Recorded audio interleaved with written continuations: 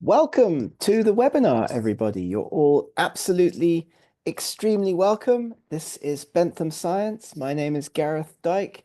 We are here and we are going to be presenting on post-publication. So thank you so much for joining us. It's great to see you. It's great to see people joining. We'll just wait for a few moments to allow everybody to join the Zoom room. I've just opened the chat, so you should be able now to tell us a little bit about where you're from. Do put that information into the chat. All right. Hi, I'm Gareth.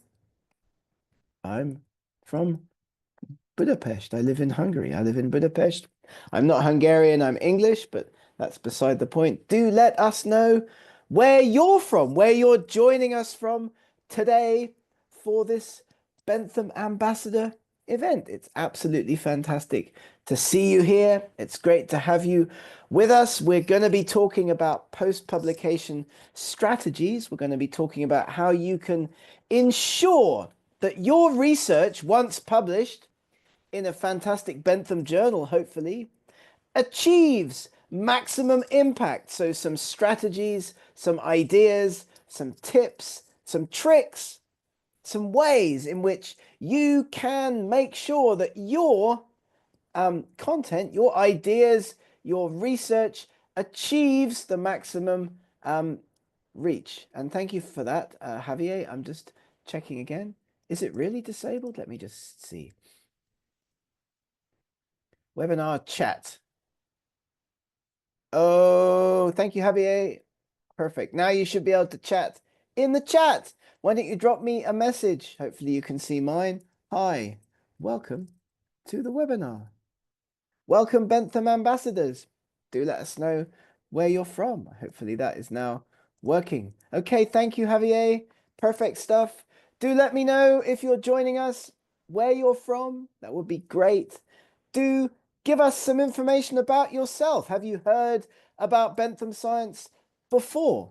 Are you already a Bentham Science ambassador? In our event today, we will be talking about post-publication strategies, hoping that we can share with you some tips and tricks to enable you to effectively share your research more effectively. And thank you. I can see we have a colleague from Nigeria joining us, from Serbia. So far, 4 different countries represented. Do give us a little bit more information about yourself and about where you're from in the chat. I can see that my dear colleague Scott is joining as well. Scott, how are you today? Everything okay?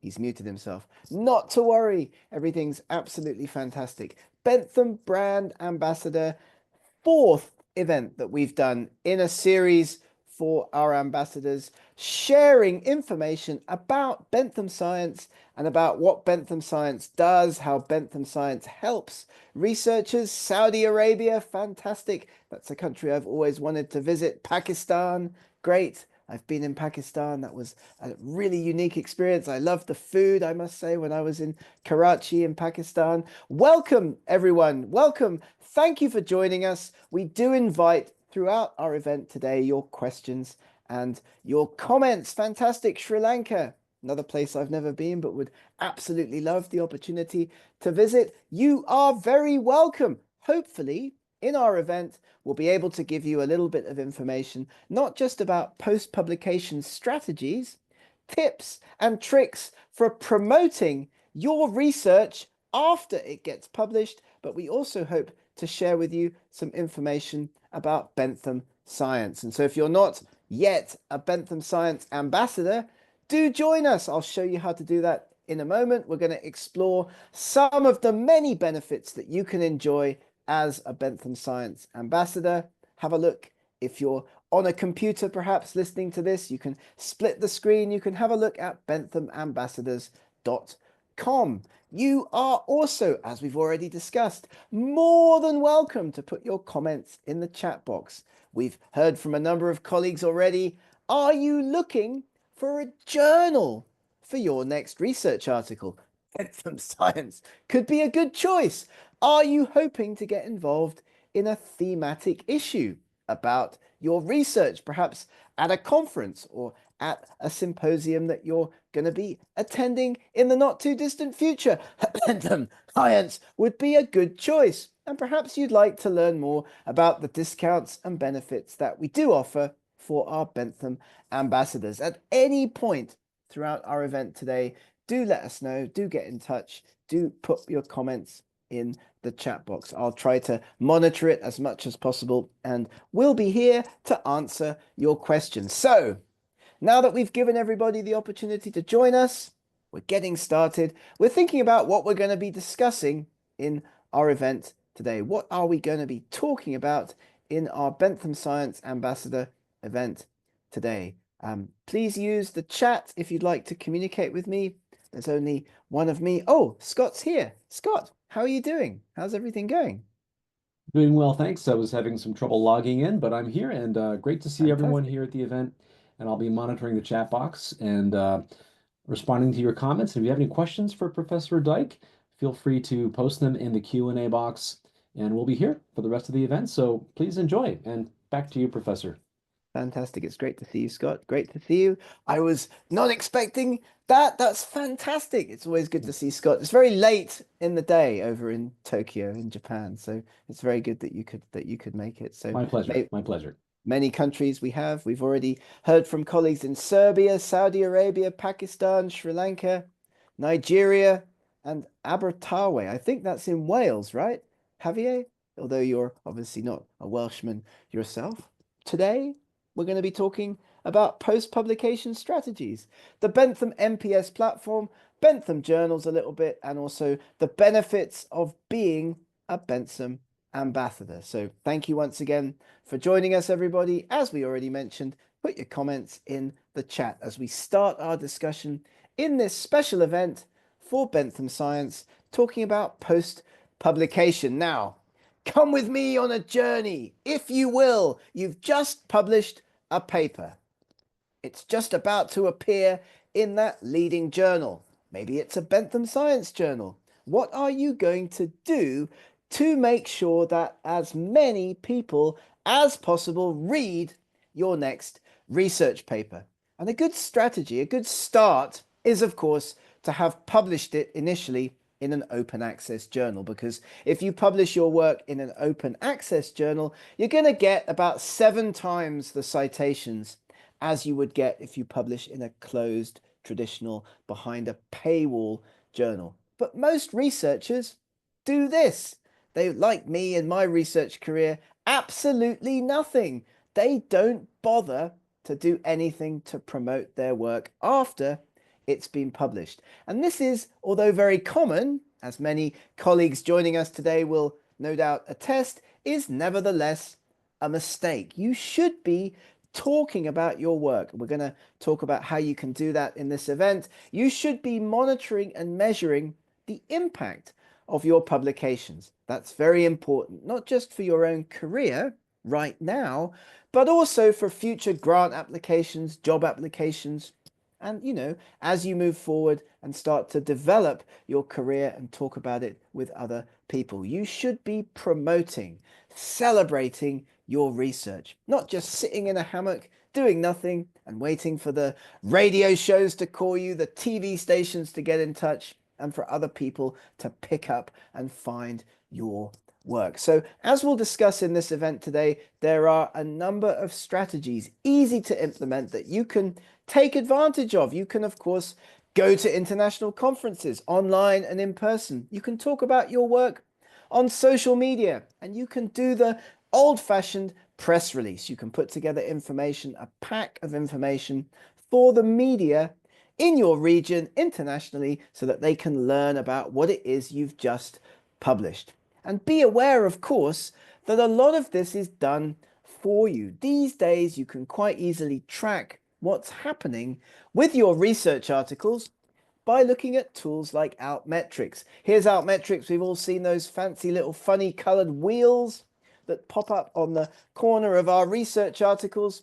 They measure in real time the impact of a research paper, because don't forget, citations and impact factors are retrospective. It takes up to 2 years for those to accumulate to the correct extent on a platform like Google Scholar, for example.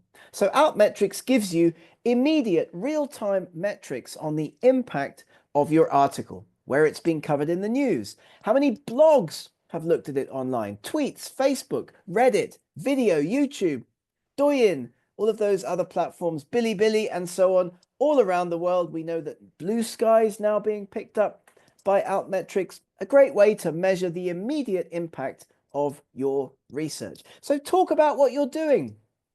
Share your work with the world.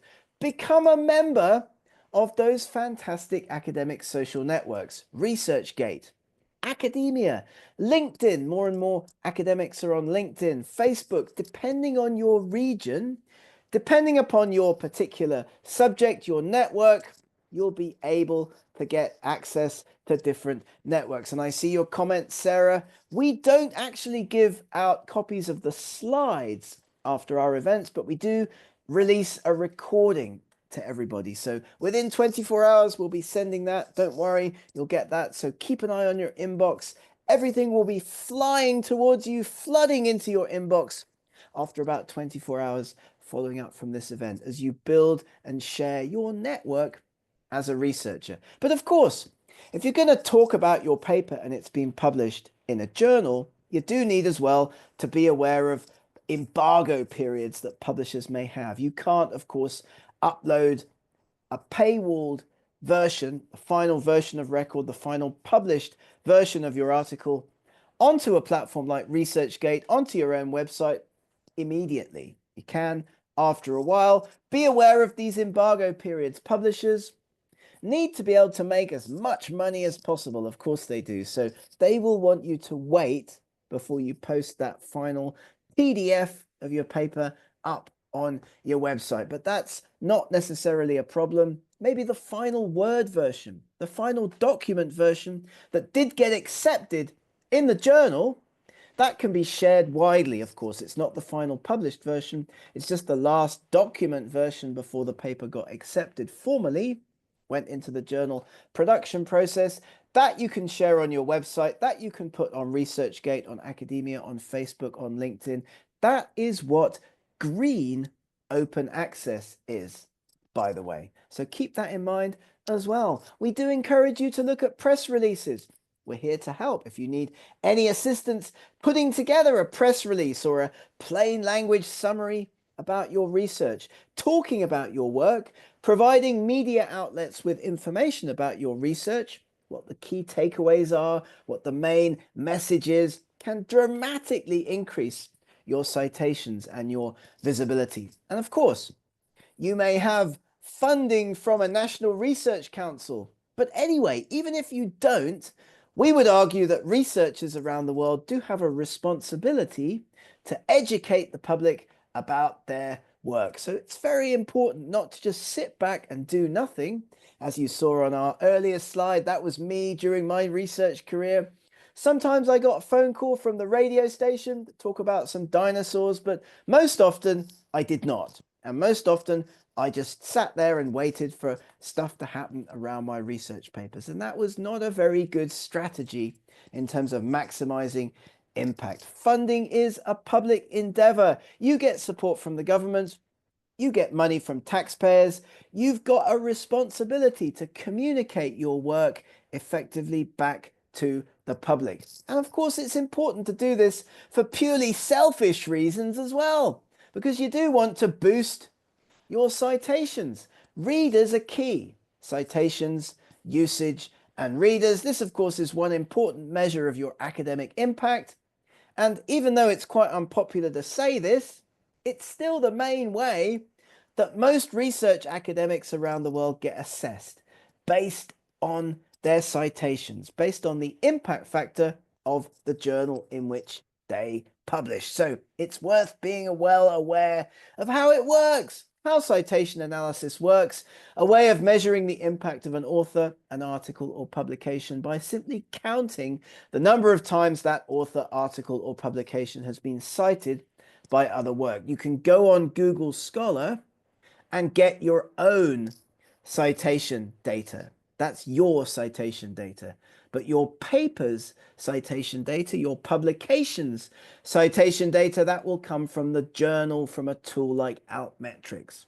You can look at the citation information of your publication, of the journal that you've picked to publish in, and that's the third kind of citation metric. So each author, individual article, journal publication has a impact factor, has a citation metric that can be looked at, can be measured, and can be shared with others. Why is it important? Why do we need to be aware of this? Well, it's important for us to know who's citing our work so that we can collaborate with them. We can keep track of how they use our research in the future. What's the most popular paper in your particular subject area? This is well worth knowing. The most cited pieces of research in your own area, you'll want to try to copy those authors in terms of their style, in terms of the journals that they publish in order to increase your own success rate. Where are the best journals in your field? And how you're going to justify funding requests and appointments in the future. Job applications, grant applications, funding applications, and so on. So citation indexes, citation indices, if you're an American, these track references in the bibliographies of published papers, and they provide a way for us to search and analyze the literature. And we've looked at Altmetrics already. That's a tool for picking up mentions of papers. A number of great tools out there. The one that we tend to recommend, Cite, SCITE, as a tool for tracking what's happening to papers in the published literature. And this will also enable you to gather data on journal impact, as well as assessing particular areas of research activity and publications in the future. So it's well worth being aware of how to use these tools. Well, here's my Google Scholar. Don't I look young in that lovely photograph? But here you can go and look at your own citation numbers. Relatively accurate, of course. There might be some ghost papers in there. There might be another colleague with a similar name to you. That's not really the case for me, but if your name was John Smith, you might have more of a problem. But you can go in, you can curate your Google Scholar profile. Look at your papers, look at your citation rates, keep track of the data surrounding individual papers, and don't game it. Don't go in there and tweak it like lots of people doing that these days, citing themselves to ridiculous amounts, gaming the Google Scholar algorithm. That's not ethical. That's not fair. It's important to be aware of your impact during the project as you do the work, on publication, which is what we've been talking about today, of course, and on an ongoing basis. So it's not just about what you do after you publish.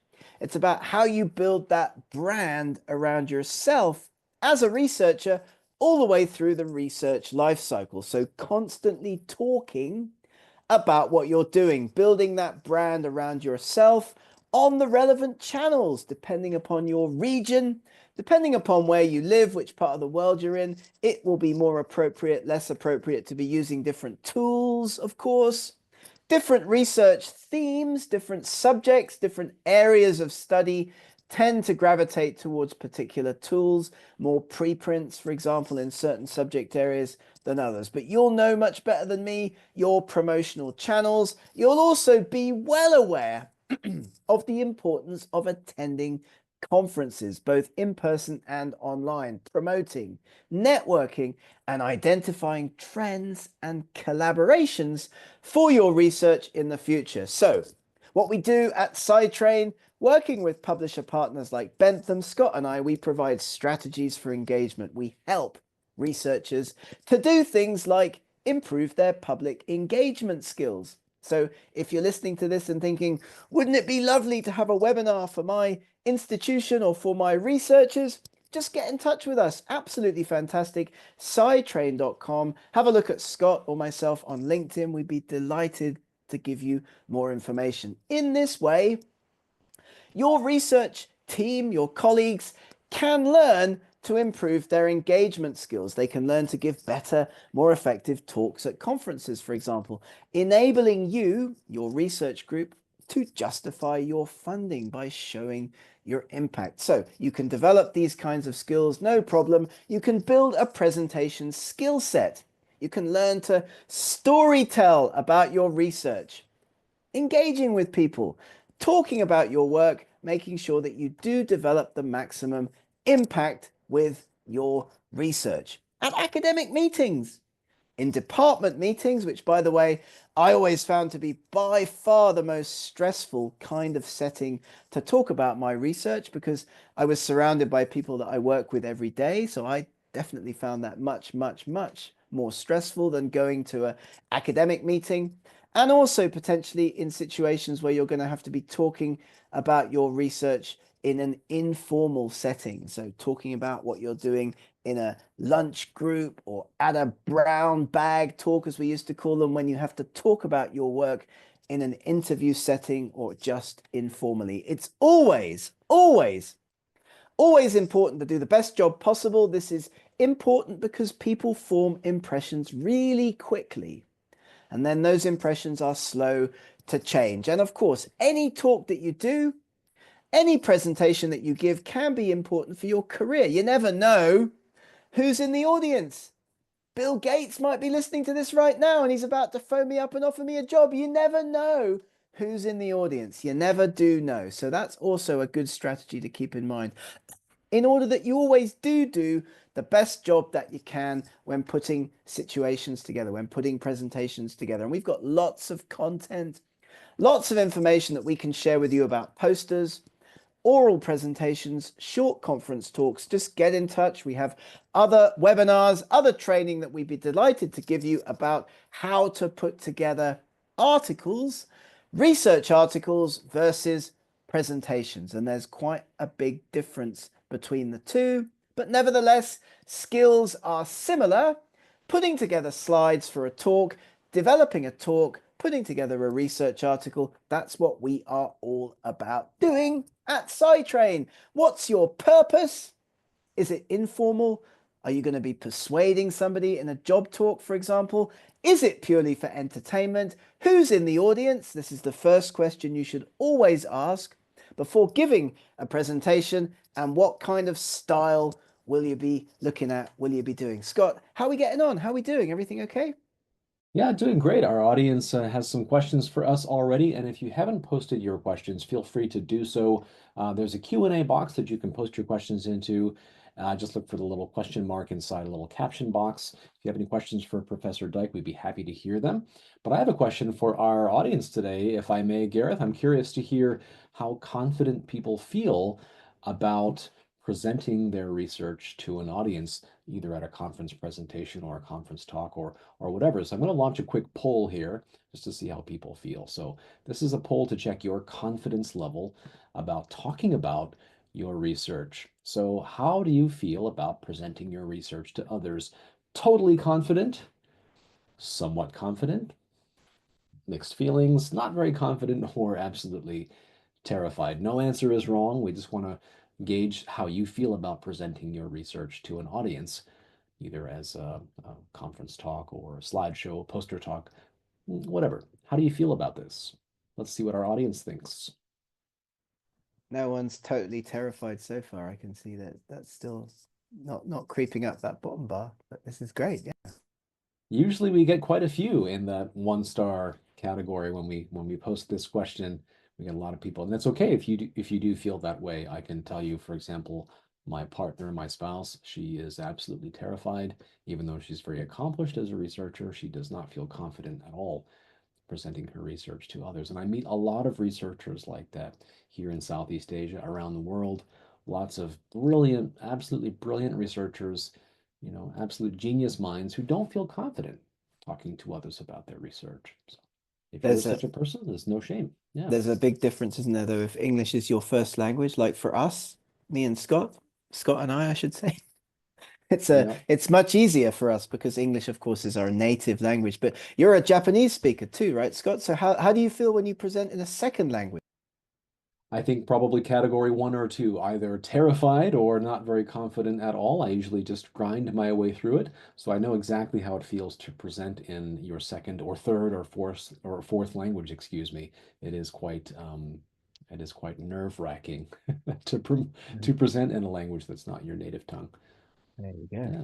Brilliant Okay. stuff. Well, let's collect our responses here. I'm going to end the poll and share the results. So we've got a pretty confident audience here tonight, I think. 25% feel totally confident.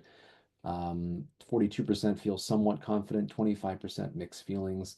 8% not very confident, and no terrified people. That's fantastic. Very confident group of speakers here tonight. Great. Thanks everyone for your responses. Good to know. Thank you.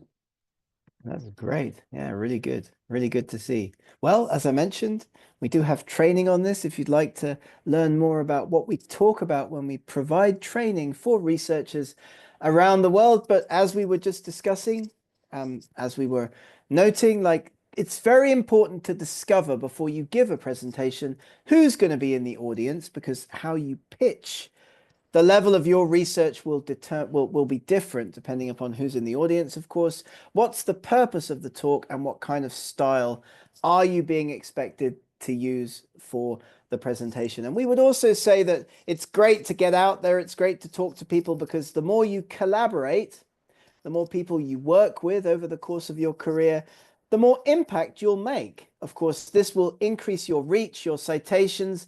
The more collaborations you do, the better. So I would definitely attest to that. Like you'll end up publishing more, getting more citations as you collaborate with other people. Imagine you publish a paper on your own, only your network of researchers will learn about that. But if you publish with 8 other people, let's say, then your relative reach, your impact with that research article is magnified 8-fold, isn't it? So that's really important to think about. So that brings us to the end of the first section of this training, of this Bentham Ambassador event today. We've talked a little bit about post-publication strategies. And as Scott was saying a moment ago, if you have questions, if you have comments, just put them in the Q&A, just put them in the chat box. We'd be delighted to talk more about any of the topics that we've covered today a little bit later. Let me tell you a few things quickly about the Bentham MPS platform. MPS, of course, stands for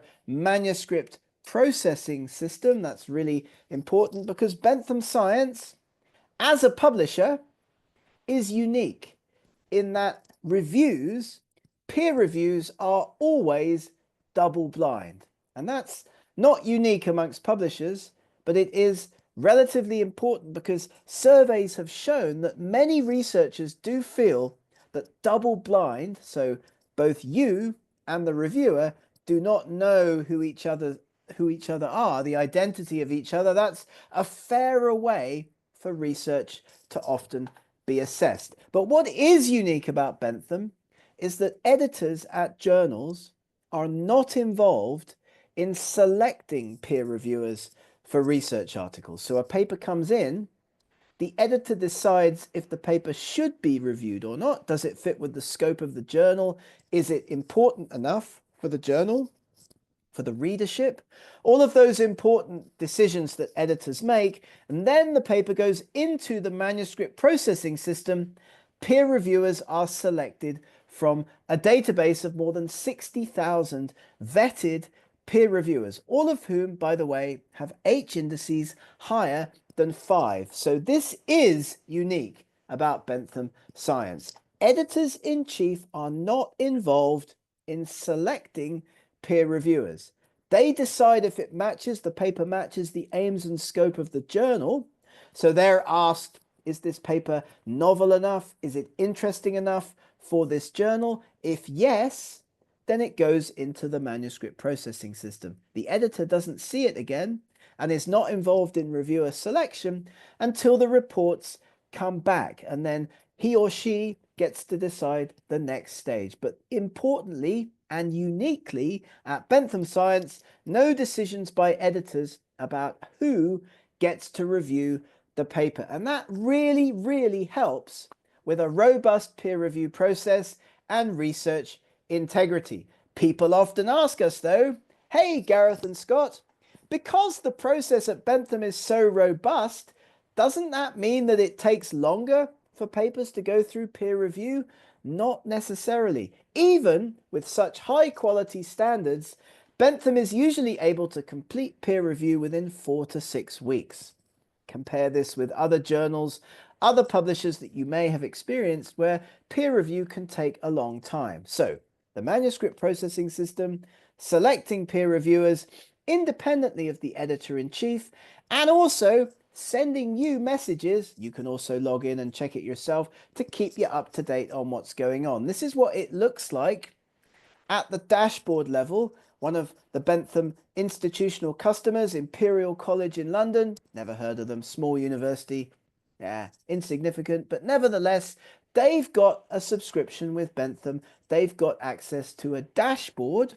So an administrator at the small, insignificant University Imperial College London can come in and look at usage within the Bentham system because the system tracks submitted articles. So you put a paper into a Bentham journal. Let's say your university has a read and publish license. We can keep track of what's happening with that submission as it goes through the process. And the system gives guidelines for authors. You can track the progress of your manuscript through the system.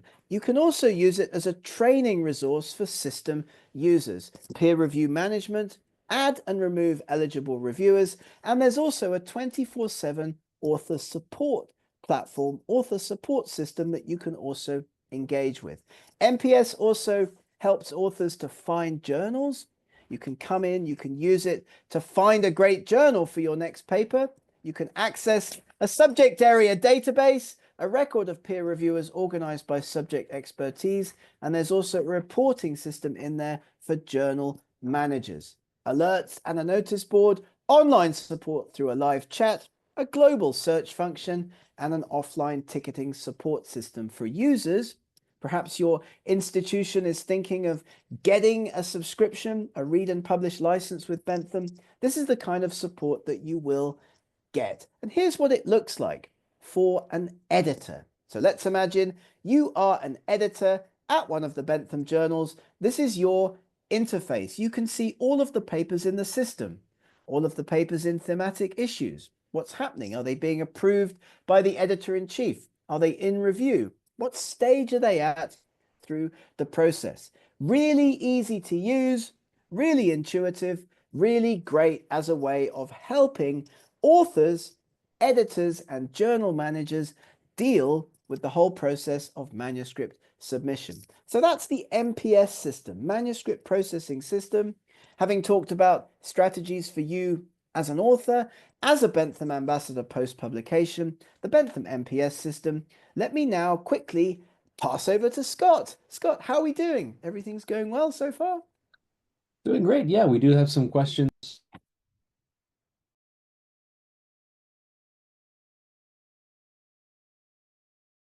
Forgive me, sorry, having some trouble unmuting.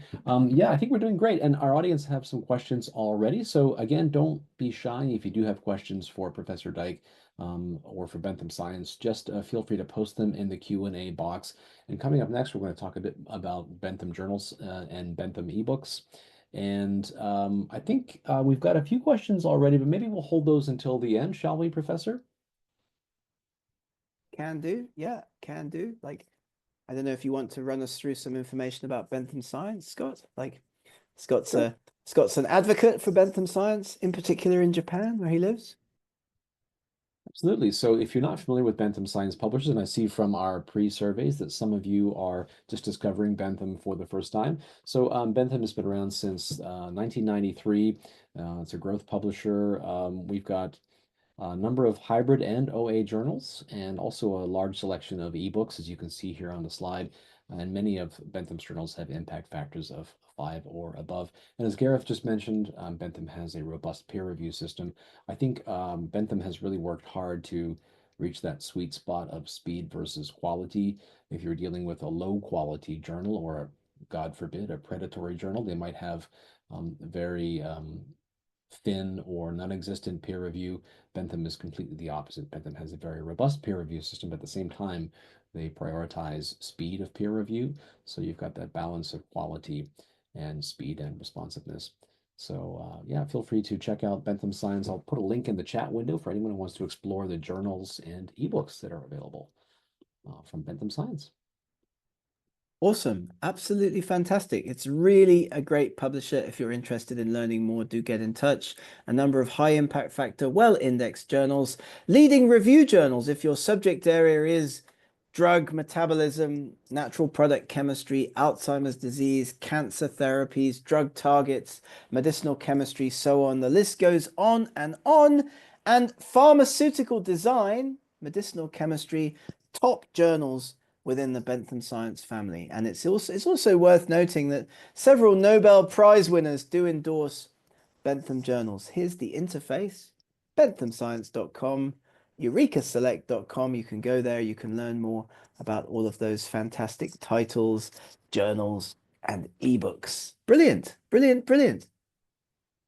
We have a question from one guest asking if Bentham has publications in the humanities and social sciences. Sadly, I'm a humanities person. I am an education person, but there are more of an emphasis on the physical and life sciences across Bentham's selection of journals and ebooks. There are a smattering of a few soc and psych publications, but for the most part, physical and life sciences are the main strength of Bentham publications. So Do have a hope look that at the answers open your question. access. Do have a look at the open access portfolio as well, though, because there are some, there's a few There are like some social science, social humanities. science, yeah.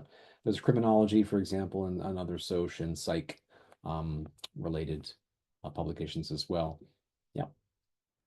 Fantastic. These are the 39 fully open journals, the gold division of Bentham Science. So do have a look at that. Bentham Open, of course, being an integral part of Bentham Science publishers. Here's a list of the top 20 journals with their fantastic impact factors.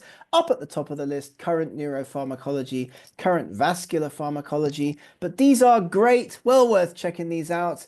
There's many opportunities for researchers to get their work published, which of course you'll probably already know if you are a Bentham ambassador. Where are these journals indexed?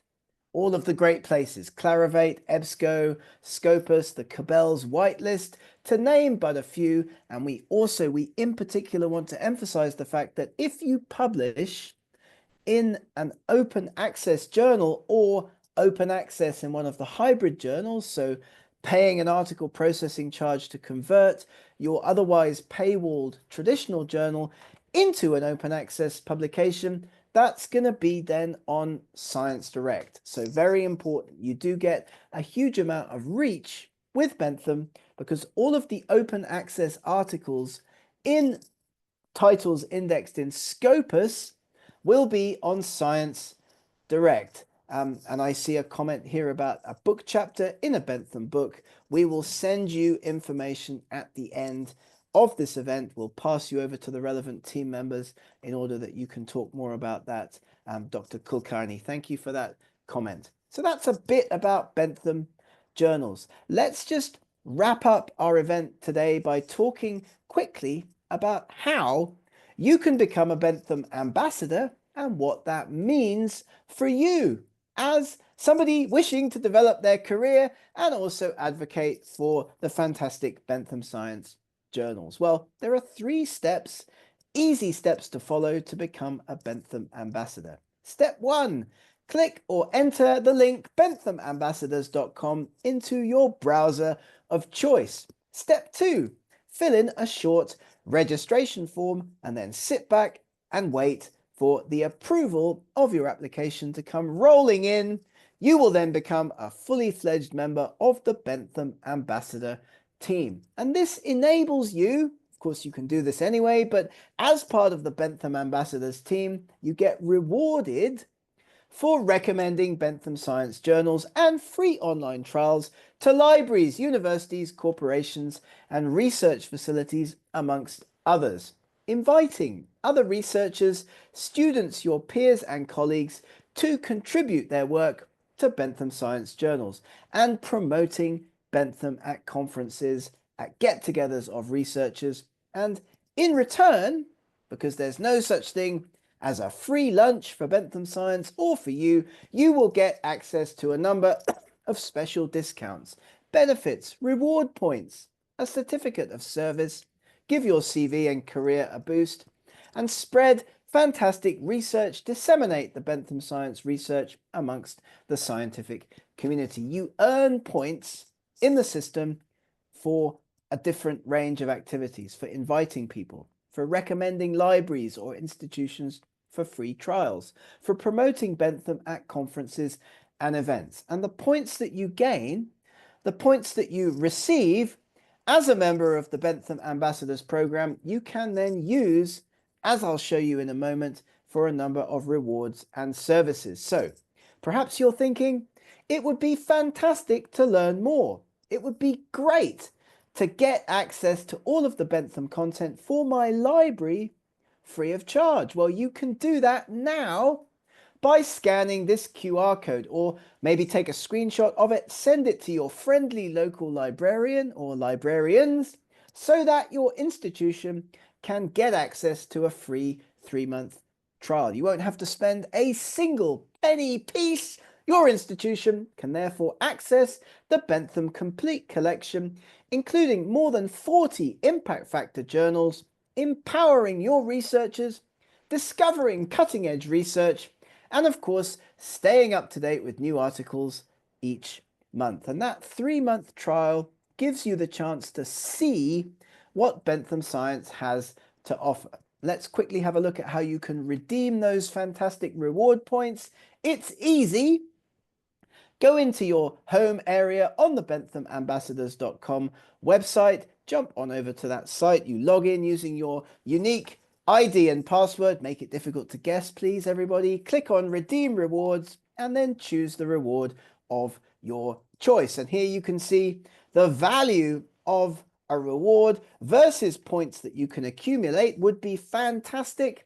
You can get, for example, free APC publication fees. You can publish a paper online, open access in a Bentham journal free of charge. You can gain access to other prizes, other points, other access areas for different journals, which are ranked here on this table. You can redeem your points against APC publication in your journal of choice. So do give it a go. It's worth having a look at how you can become a Bentham ambassador. Easy as 1, 2, 3, click on the link, register, fill in a short form, sit back, wait for your approval to come flooding in. Absolutely fantastic. In our event today, in our ambassadors presentation this afternoon, this evening, this morning, depending upon your time zone, we've talked about post-publication strategies, the Bentham MPS platform, a little bit about Bentham journals, and some information about becoming a Bentham ambassador. Scott, how are we doing? Doing well? Great. Yeah, we've got some questions here, and if you have not asked, if you've not asked your question in the Q&A box, feel free to do so now. We have a few minutes left tonight for our Q&A session. And Professor, I have a couple of questions from our guests, if I may. Shall we take a look at some Let's of those dive now? in. Fantastic. Here's a great question. The question is, do funding agencies expect researchers to promote their work? Great question. What is the expectation if you have a funder? To what extent do they expect you to promote your own research work? I would say the answer to that is almost always yes, to greater or lesser extent, but yes. Like if you're receiving funding for a research project, often a very important part of that, and something that you may even have written about in the application itself, because often funding agencies want to see that kind of information in the application. They want to see that you have a plan for disseminating the results of your research, for public engagement, promotion, depending upon the country, depending upon the grant. But yes, almost certainly, yes, they will love it if you do that. They probably will have a requirement that you do that, at least to a certain extent. So I would say have a look at the funding agency website, have a look at the contract that you signed with the funding agency, have a look at the proposal that you put in to the funding agency. I would be surprised if that wasn't a component of what you're expected to do. Yes. Okay, great question, and thanks for your insights, Professor. A couple of related questions. Maybe we'll group these together. So one of our guests asked, how is it worth creating a YouTube video or TikTok post about my research? Is one question.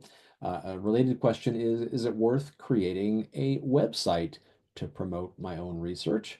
And then yet another related question is, should I create a LinkedIn post or an article about my research, and what is the difference? Okay, so utilizing social media, YouTube, Twitter or X, TikTok, LinkedIn, and so on. Professor, you are very experienced in many of those channels.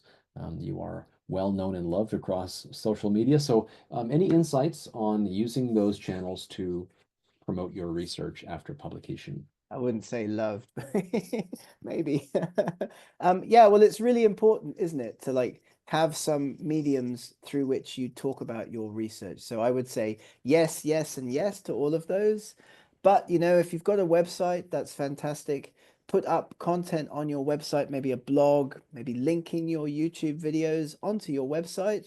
I mean, Scott can talk to this as well. He's done an awful lot of this kind of work with different companies over the years. But yes, I think it's absolutely fantastic. Of course, once you've created a blog or a LinkedIn post or a YouTube video, you've then got to make sure that as many people see it as possible. So, just creating a YouTube video and just having it sit there on a YouTube channel that doesn't have many viewers may be a bit of a waste of energy. But there are a number of strategies that you can use to make sure more people see it. Right, Scott? Absolutely. And I have a number of colleagues who work in the marketing sector, and I know a lot of researchers don't feel comfortable about this idea of promoting themselves or marketing themselves, but it is important for researchers these days to have that mindset that you need to promote your research. It's like that famous film, Field of Dreams. If you build it, they will come. Well, actually, that's not entirely true. You might publish something that might be a fantastic piece of research, but unless you do the legwork to promote that and to market yourself, you might not find the audience or the citations that you're looking for.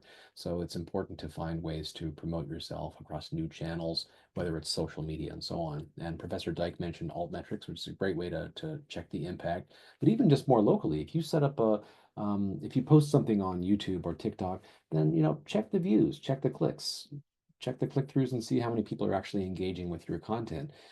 Same thing if you set up a website. It's quite easy these days to set up a pretty compelling website. Check how many clicks and how much traffic you get. See who's reading about your research. So I would say, as Professor Dyke suggests, in addition to posting and promoting, you should just be sure to check the traffic and see how many people are actually engaging with your work. And that's a great way to track the kind of altmetrics style impact that you're having with your research. So. Yeah, maybe your university or maybe an organization that you're a member of or associated with can help you to get more visibility of your research. That's why it's great to join a network. I mean, we're close friends with a big pharmacy network, for example, the International Pharmaceutical Students Federation, the IVPN is another one, like big networks of pharmacy, pharmacology researchers who all kind of stick together, promote each other on social media and magnify that impact. So there's a lot more that you can do by collaborating with others, is the point that I'm making there. That's a great point and a related question, Professor. Maybe two questions. I'll maybe see if I can group these together. But one guest asks, how can I get my university or research institute to help me with promoting my research? Great question. That's one. And a related question is, should I collaborate with my university's press office for for media outreach? Great questions. Any thoughts on that, Gareth? Yeah, absolutely. I mean, it's great news that your university has a press office. Like many universities that I've encountered don't have that kind of Hmm. you know, level of support for researchers. So the fact that you have that within your organization means that you should definitely use it, take advantage of it. Absolutely. That's what they're there for. So do get in touch with them prior to the publication of your research article in order that you can coordinate them with the publisher, with the journal to achieve maximum impact. I mean, at the journal that I was working at for many years, like we get lots of requests from authors from their institutions. Please tell us the date on which this article will be published so we can coordinate like our outreach to local media, to other outlets and so on. So absolutely, yes, you should reach out to your university press office. How can you get them to help you? Well, hopefully you won't have to get them to help you. You won't have to persuade them to help you because hopefully they'd be delighted to get involved. I mean, that is what they're there for after all. So hopefully, yeah, you won't have to prod them too much for them to spring into action. Hey, great question, and thanks for your insights. Gareth, here's a related question. I think this go back to the question from before about LinkedIn and other social media channels. The question is, how do I encourage my colleagues to share and discuss my work? Oh, great question. Well, uh, I can speak to this. Maybe the short answer is, are you sharing your colleagues' work and discussing it? So channels like LinkedIn are very much a two-way street. If you are sharing and participating and celebrating your colleagues' work, they're more likely to participate and celebrate the promotion of your work as well. Any thoughts on this, Gareth? I agree, absolutely. Like the best way is to collaborate, to kind of reciprocate. Like, I mean, if you've never posted before, or you've never participated in some communal activity like this before, well, now's the time to start. But, don't forget to tag people on your posts, get people who may be, potentially interested in your research, like, engaged with that post. I mean, it's really important that you do that. And then when it's asked of you in the future, that you kind of reciprocate, if you like. So yeah, I think it's definitely you can build this up like over time, but now's the best time to start. There's no better time than right now.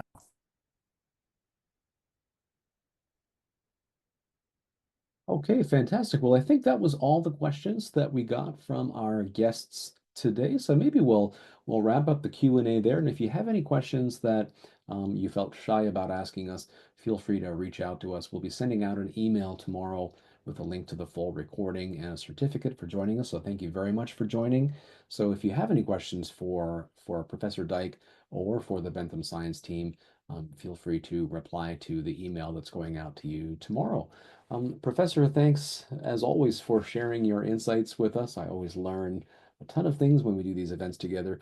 Are there any final thoughts that you wanted to share with our audience before we close off the day? Just thank you for joining. It's great to see so many people from so many different countries, so much engagement with us. Don't forget to follow Bentham Science on all of these different social media channels, lots of different options. Do have a look at Bentham Science as an option for your next publication. And if you're not an ambassador yet, well, what a fantastic opportunity. Do jump on one of the links that Scott's pasted in the chat and give it a go. Have a great evening, everybody. Have a great rest of the day. Thank you so much, Scott, for staying up so late to join us today. Take it easy. Thanks, everyone. Goodbye.